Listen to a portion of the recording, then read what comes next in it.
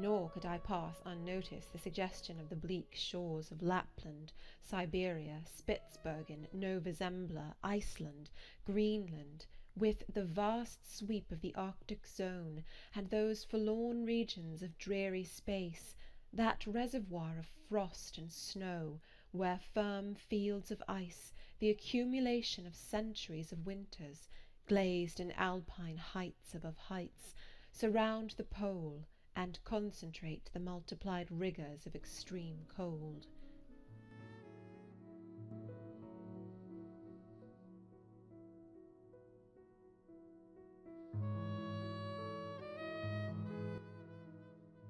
Of these death-white realms I formed an idea of my own, shadowy, like all the half-comprehended notions that float dim through children's brains, but strangely impressive.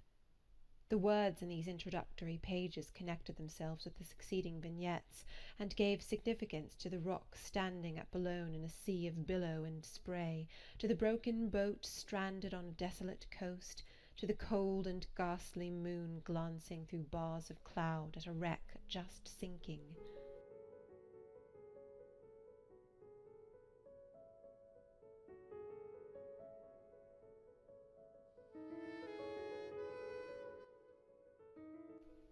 I cannot tell what sentiment haunted the quite solitary churchyard, with its inscribed headstone, its gate, its 2 trees, its low horizon, girdled by a broken wall, and its newly risen crescent, attesting the hour of eventide.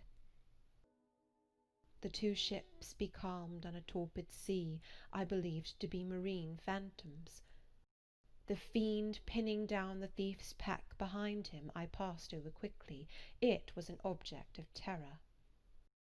So was the black horned thing, seated aloof on a rock, surveying a distant crowd surrounding a gallows.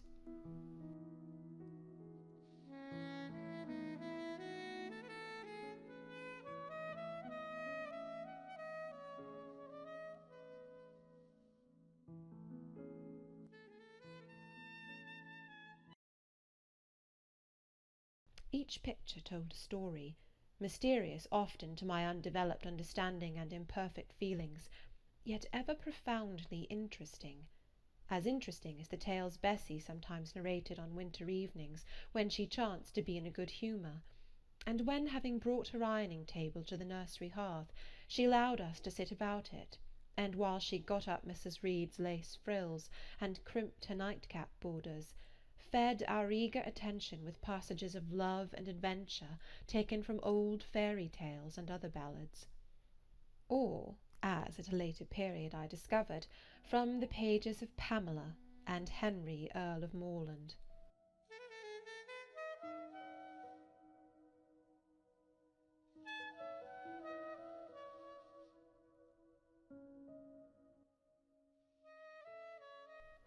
With Buick on my knee I was then happy, happy at least in my way. I feared nothing but interruption, and that came too soon. The breakfast-room door opened. "Beau! Madam Mope!" cried the voice of John Reed. Then he paused. He found the room apparently empty. "Where the dickens is she?" he continued. "Lizzie! Georgie!" calling to his sisters. "Joan is not here. Tell mamma she has run out into the rain. Bad animal!"